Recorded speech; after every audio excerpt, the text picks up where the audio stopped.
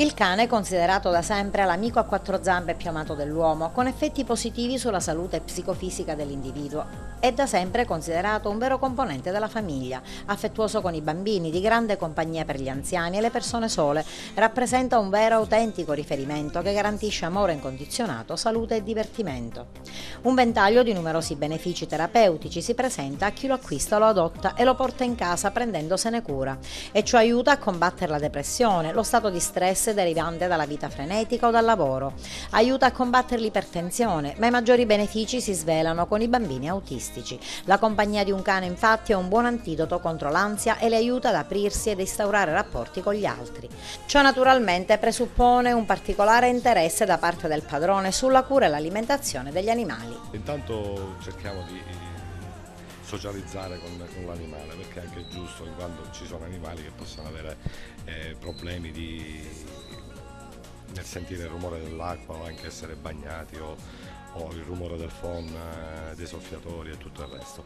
Dopodiché quando facciamo sentire il cane a proprio agio, iniziamo il vero e proprio trattamento, che consiste appunto nel lavaggio con shampoo normali o particolari a seconda delle esigenze anche patologiche in alcuni casi, e poi con l'asciugatura che viene fatta con mezzi altamente professionali. Può accadere che ci siano animali che hanno problemi di dermatiti particolari dovute a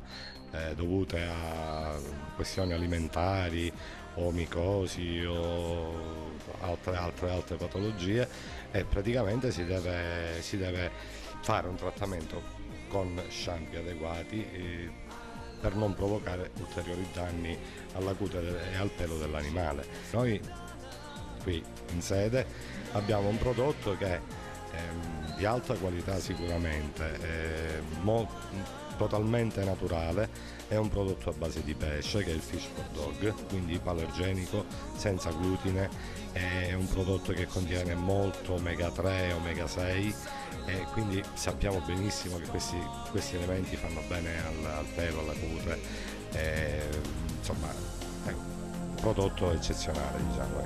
Grande amore si riceve e si dona al cane, a conferma del fatto che, come recita un detto, meglio un cane amico che un amico cane, perché questo sì, senz'altro. Noi ci spendiamo molto per migliorare la vita e la convivenza con dei cani con l'essere umano.